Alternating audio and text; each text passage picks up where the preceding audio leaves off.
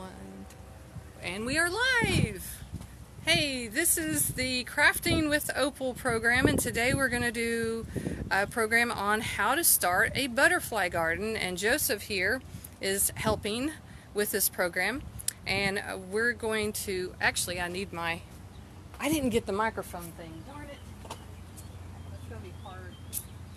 Without the microphone it's going to be hard to hear, so I'm going to move this closer so we will have where he can actually talk and you can actually hear him. We're going to go over the supplies that you would have received for this program. We have 4 different plants, and I gave 2 plants out to each person. So he's got the little packets, and I have numbers on them. There was a couple that didn't have numbers, but the number 4 is, and I don't know if they could see that very good. What was it called? The number 4 was the Cosmos Sensations. And what type of flower is that one? Is that the annual? This one is an annual. An annual, okay. Yeah. Out of the 4 that we've got, this is the only one. That's an annual. That's an annual, yeah. Okay. And then if you had a number, what number is that one? This 3. Is a 3. Number 3. This is a weed marigold, is what it's called. But it's actually a really pretty flower. It's just a form of marigold that's a wildflower. Okay. And it's a perennial. So perennial. Okay. You don't have to replant it. All right. And so, and the number. Full sun. Full sun. Yes. This is number 2. All right. So the number 2 was a. It's a Linaria. Linaria fancy, or okay. Yeah, fairy it's actually bouquet. this type is it's called a Linaria vulgaris. Okay. Yeah, I guess that's how you pronounce vulgaris. I don't know what's vulgar about it, but anyway, this can be either a perennial or an annual. These, I believe these are perennial only. Okay. Which is good. That's what you want anyway. If you want it to come back. But they had the one. I did a little bit of research on them. The ones that I looked up had gold rather than purple, but everything else matches exactly. So I'm sure that they're the same species. Or and if you got a container that didn't have a number on it, it would be that one. So just FYI, I'm pretty sure it was that, because it was the one we just planted, right? Yeah. Okay. That's not too close to the. No. All right. And so if you got a number 1, that's a milkweed. Butterfly milkweed. So that would be the number 1 plant. Don't eat it. Don't. It's poisonous. Highly poisonous. Yes. Not that you would eat it. Eat. Yeah. And that one's a perennial, or. This one's perennial. Perennial also. And the only one that's a true annual is this. That first one that we went over. Okay. And then this is a either or depending on which species you get, apparently. Okay. All right. So those are the ones that we gave out to everybody. And we're going to be planting just one of them. And let's see if we can... having this on the stand makes it kind of hard. I was wanting to show our garden a little bit. This, let me back away. Oops, and I'm hitting all kinds of stuff. But this is a view of the entire little area that we're doing. I don't know how well that's going to show up with its shadowing and stuff. But we have already placed some of ours where we're going to be planting them. And that's always a good idea depending on how big or small your plants are going to be. You want your taller ones in the back and the shorter ones to the front. And we're the Marigold's in the corner over here, and that's the one that we're going to be planting. You want it towards the front, and also take into account if it needs full sun or partial sun on where you're going to be planting it. You want the taller stuff in the back, of course. We've got quite a few things already growing here that we planted ahead of time, like daylilies are in there, and some other seeds that I don't have the packets to them right now, so I don't know what they are. But we're gonna kind of show you. We planted a couple already in the back, and those are the ones that didn't have the number on it that are going to be really, really tall. That could be annuals or perennials. We also have a butterfly bush that we bought from Lowe's. That's a dwarf butterfly bush, and that one's actually not going to get really big. It's only about 2 feet by 2 feet is about how big that's going to get. You can buy full-size ones, but that's the one that we got. All right, so I'll explain all this other stuff in a minute. You can see the stumps that we have. We also have a little thing over here that's got a pan with sand in it, and there's some rocks back there. Well, that's going to be explained later about things that you need to add to your butterfly garden to help attract them. So I'm going to let Joseph get set up to plant this marigold. So if you want to get ready, I'll once you get down there, I'll get kind of closer, so I can figure out what's the best situation as far as best angle. Yeah, and I'm probably gonna have to lower this and angle the camera. Come on, let me angle. Hopefully I'm not in the way of it. It's hard with the sun, man, like this. Okay, so I'm kind of set up, and there's a big shadow on you so I'm gonna kind of move off. All right, so I'll try to stay upward. Maybe that'll help it to where they can see. And I could probably move this camera around too, so once you get in there. So he's going to plant this one towards the front because it needs full sun, and it's a shorter one, so it's going to need, we're putting it towards the front so other plants won't get shadowed by it. And there's lots of reflection, so it's really hard. Hold this myself a little bit, and you think? Yeah, you could angle towards that way, I guess. Let's see. Like that. Okay. Because I feel almost like I'm blocking it or something. We also gave some shake and feed, and that's this stuff right there, and Best thing in the world. And some potting, potting soil. I don't think it was garden soil actually. Since you're going to be planting in the garden, you don't want potting soil for that. But anyway, we gave you some of that so you could have some good soil to use while you're planting it if you don't have a good area. Is this where you're planting your marijuana?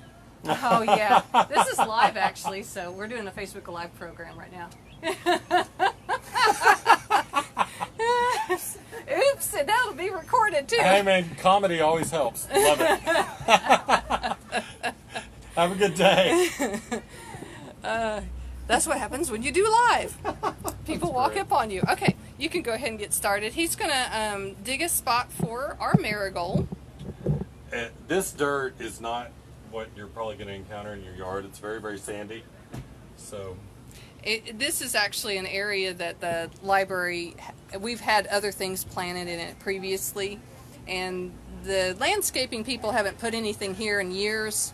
So it was really easy to turn up the earth to get it ready for this.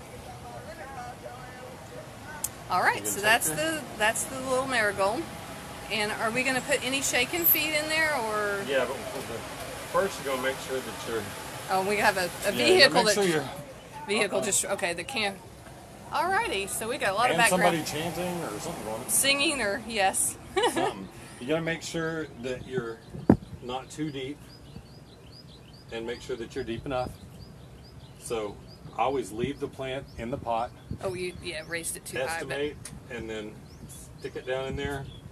And you want to be able to cover up that area, Yeah, you want to be able to mound it. And that's just perfect. So then we're going to take our shake and feed. Mm-hmm. This is great for when you first plant. Once it starts blooming, it's good. You can still use this to feed it, but But it's good to switch over to the Shake and Feed Bloom Booster. It's in a purple container. It's got a purple lid. I mean, it's a green container, but with a purple lid. Okay. A purple label. Still Miracle Grow. There we go. And then we're going to he's packed in there real good. So we're going to very, very carefully. Packed in there real good. And honestly, I guess you could plant it in that little container, can't you? Because doesn't that disintegrate? Is this the biodegradable one? Yeah. Oh, in that case, okay. Did not know that. In that case, you're good. Don't even have to take it out. Okay. No, and actually, since that is the case, we're going to do a little something extra. We're going to put some of this around the top. Okay. And we're going to put him in there, and he'll still get what's down in here anyway, because since that's biodegradable, it'll come up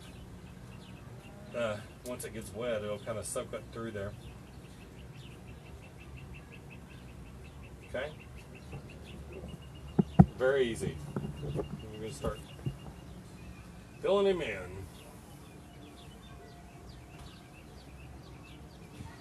And I like for my plants to stand up. So you can put a little extra dirt on one side, or even if you find a little handy rock that you can kind of butt up against it to stabilize it, you can do that too. It won't hurt anything.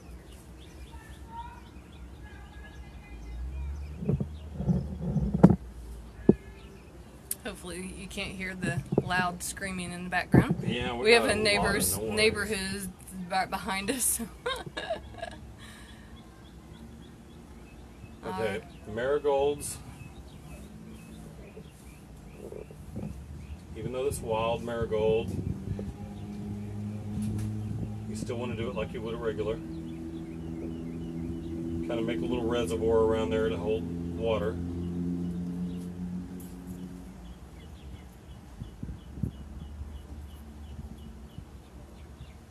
And stood up, and voila.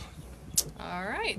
So that's how we're going to do that. And now I'm going to explain to you. Let's see. The little pan that's right behind it. That's actually a shallow pan that we bought, and we filled it with sand. You can fill it with sand or pebbles, and then we need to put some more water in it because it's dried up. But this is like a way to help give water for your butterflies. That helps attract them also. Let's see. Let me look through here real quick. That's actually the last thing it's called a Puddling Station, and you can take any shallow dish with pebbles or sand, and it acts as a valuable water station for in hot days for the butterflies. So that's one of the added things that's good to have to help attract them. Now on the plants and stuff that we planted, they said it's good to have different heights to attract, more butterflies, and having a mixture of annuals and perennials is good for prolonging the blooming. And also, when you're picking your spot, there should be the area should get 5 to 6 hours of full sun each day. And since the butterflies are cold-blooded, they seek out warmth first thing in the morning. So if you include large rocks, that will help warm quickly in the sun to provide a nice warming spot for them to start their day. We've got rocks, but they're behind the little puddle station. We have them buried because we were afraid that people might pick them up and actually throw them into our windows and break them. So I buried them, for them. And then the big stumps that we have here, those are actually for shelter for the butterflies. A co-worker was able to get a hold of these for us. They said that you could buy those wooden little butterfly houses that they have at the stores, but they don't recommend them because it's more likely to become the future home of a paper wasp colony, so you don't really want that. They said, so just use a simple pile of logs in the corner of your yard, and that's just a natural shelter for them to roost at night and to even hibernate over the winter.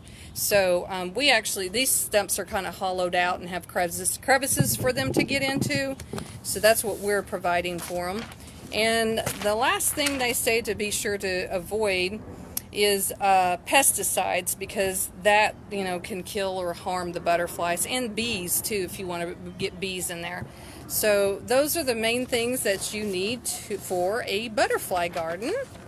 And I think, did we pretty well cover everything, Joseph? I believe we covered it all. Okay. And always be sure to water it too. And we need to water our little water station for the butterflies. So he's going to go ahead and do that. That thing just pours the water out. Yeah, it does. It makes a mess. But anyway, we'll go ahead and end the program. So thank you for joining us for our butterfly garden program, and try not to get people on the the camera that didn't want to be on the camera. So we'll see y'all next time. Bye.